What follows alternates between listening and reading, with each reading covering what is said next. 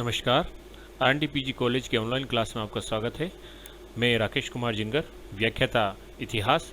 आज हम बीए प्रथम वर्ष के प्रथम अध्याय सिंधु घाटी सभ्यता के बारे में अध्ययन करेंगे। सिंधु घाटी सभ्यता विश्व की प्राचीनतम सभ्यताओं में से एक मानी जाती है और भारत की भी प्राचीनतम सभ्यता है। इसको हड़प्पा सभ्यता के नाम से भी जाना जाता है। इसका जो विस्तार है 13 लाख वर्ग किलोमीटर के अंतर्गत आता है, जो अनुमानित है, और जो फैक्ट है वो 12,99,660 वर्ग किलोमीटर माना है गया। इसका पश्चिम में मांडा जम्मू कश्मीर से लेकर दक्षिण में अहमदनगर महाराष्ट्र तक, पूर्व में आलमगीर उत्तर प्रदेश से लेकर पश्चिम के अंतर्गत सुदका गंडूर बलूचिस्तान तक विस्तृत है। यह हड़प्पा सभ्यता या सिंधु घाटी सभ्यता मिस्र और मेसोपोटामिया की सभ्यता से 12 गुना बड़ी सभ्यता है, जिसका आकार त्रिभुजाकार है, जो भारत की प्राचीनतम सभ्यता मानी जाती है। इसकी जो खोज है, सर्वप्रथम चार्ल्स मेल्सन ने इस सभ्यता के बारे में पता लगाया कि यहाँ पर एक किसी न किसी प्रकार की सभ्यता के अवशेष हैं। लेकिन इन अवशेष का प्रकाशन जब हुआ था विलियम बर्टन के समय 1856 में, जब लाहौर में रेल लाइन निर्माण का कार्य चल रहा था, उस समय इस सभ्यता के अवशेष प्रकाश में आए। क्योंकि रेल लाइन निर्माण के लिए मिट्टी की आवश्यकता पड़ी, तो पास के ही टीलों के ऊपर मिट्टी की खुदाई करके जब मिट्टी को लाया गया, तो उस समय सभ्यता के अवशेष दिखने लगे। तो वहाँ पर इस अवशेष जब दिखे तो ऐसा लगा कि यहाँ पर कोई न कोई सभ्यता है।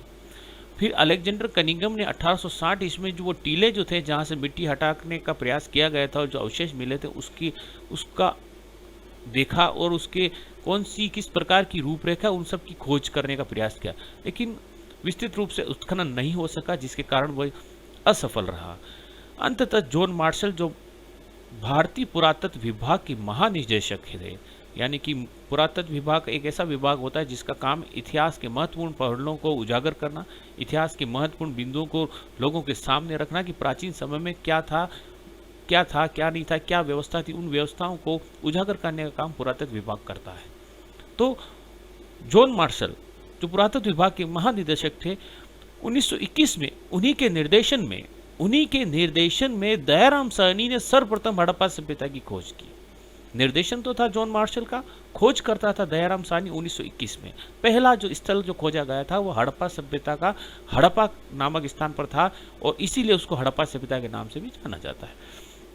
इसके कालक्रम की हम बात करें, जॉन मार्शल जो थे, जो इसकी खोजकर्ता के निर्देशक थे, 3250 ईसा पूर्व से लेकर 2750 ईसा पूर्व में इसका कालक्रम निर्धारित किया।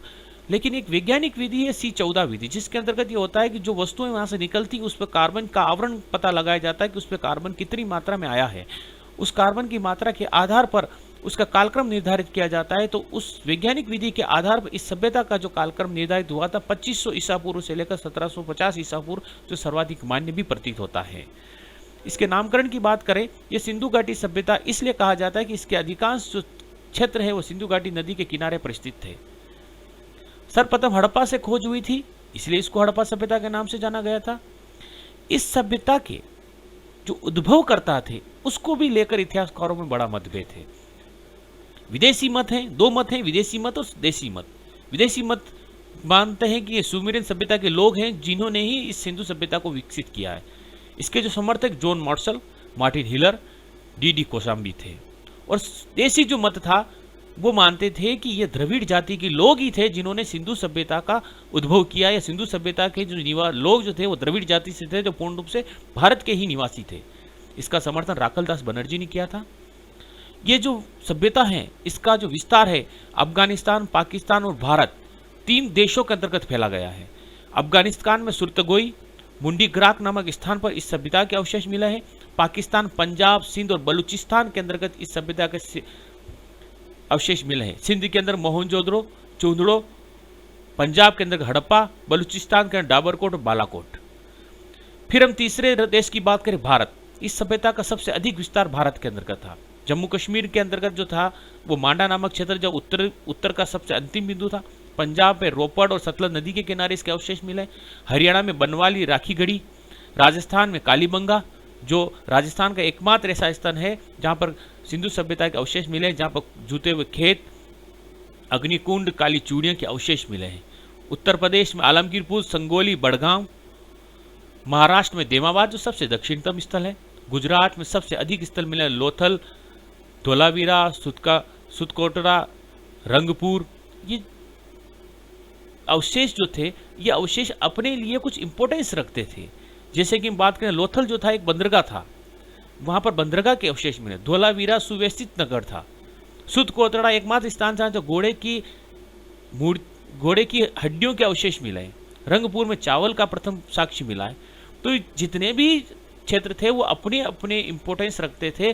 भारत में सबसे अधिक जो विस्तार तो था वो गुजरात के अंतर्गत था। भारत में 7 राज्यों के अंतर्गत इस सभ्यता का विकास था।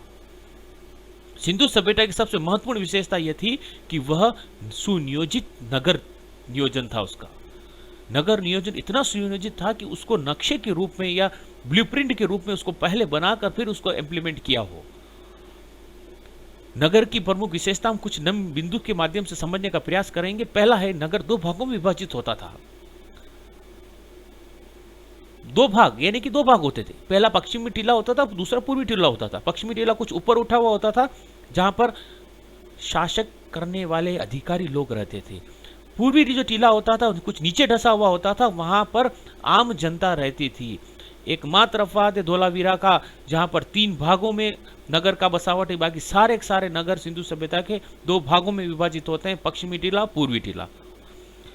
इस सभ्यता की दूसरी विशेषता है कि यहाँ की सड़कें सीधी एक दूसरे को समकोण काटती थी। सड़कें चौड़ी होती थी। सड़कों पे कच्ची ईंटों का प्रयोग किया जाता था। कभी भी मुख्य सड़क की ओर घरों के दरवाजे नहीं खुलते थे। घरों के दरवाजे गलियों की ओर खुलते थे। सड़कों का रख रखाव भी सुनियोजित तरीके से किया जाता था। ग्रिड पद्धति पर आधारित सड़कें और भवन का निर्माण होता था। इन भवनों, सड़कों के निर्माण में ईंटों का जो प्रयोग होता था उसका अनुपात 4:2:1 होता था। कच्ची ईंटों का प्रयोग दीवारों, सड़कें बनाने में प्रयोग में लाई जाती थी। पक्की ईंटों में विशाल भवन और स्नानागार जो सार्वजनिक स्थल थे और मकान बनाने के लिए उसका प्रयोग किया जाता था। ईंटों का भी एक निश्चित अनुपात था। सिंधु सभ्यता में जहां से भी ईंटें मिली हैं उनका अनुपात यही था। ईंटें कच्ची और पक्की दोनों उपयोग में लाई जाती थी। हर घर के अंदर एक कुआं होता था, पानी की व्यवस्था के लिए कुआं होता था। हर चाहे गरीब हो चाहे अमीर हो, उसके घर में पानी की व्यवस्था के लिए कुआं होता था। नेक्स्ट बात करें, इस सभ्यता की सबसे महत्वपूर्ण विशेषता है नालियों का प्रबंध। घरों का पानी सुनियोजित तरीके से छोटी छोटी लकड़ियों की और ईंटों की मोरियों के माध्यम से बाहर निकलता था। बाहर सड़क पर मुख्य नाला होता था, उस नाले के अंदर गिरता था। नालियों का रख रखाव बिल्कुल व्यवस्थित तरीके से होता था। मुख्य नाले में जगह जगह कीप लगे होते थे, ताकि अगर उसमें अगर कोई अवरुद्ध आ जाए, पानी का प्रवाह रुक जाए, तो कीप को खोलकर उस नाले में उतरकर उस कचरे को बाहर निकालकर पानी को सुचारू रूप से संचालित किया जाता था। ये नाला शहर के बाहर जाकर खुलता था, यानी कि शहर की संपूर्ण गंदा पानी ढकी हुई नालियों के माध्यम से मुख्य नाले में गिरता था और मुख्य नाले से वो सीधा सीधा पानी शहर के बाहर जाकर निकलता था। ऐसी सुव्यवस्थित नालियों का प्रबंध था।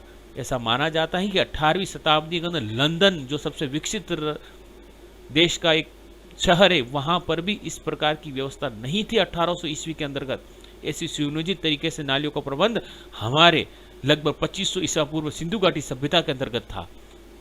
आगे बात करें, विशाल अनानागार मिला है, 45.71 मीटर लंबा, 15.23 मीटर चौड़ा। इसमें आपदा के लिए अनाज का भंडार किया जाता था। कुछ इतिहासकार मानते हैं कि यह व्यापार वाणिज्य के लिए भी इन अनाजों के रख रखाव के लिए इसका उपयोग किया जाता था। इसी प्रकार मोहनजोदड़ो, यही विशाल स्नानागार मोहनजोदड़ो से प्राप्त हुआ है।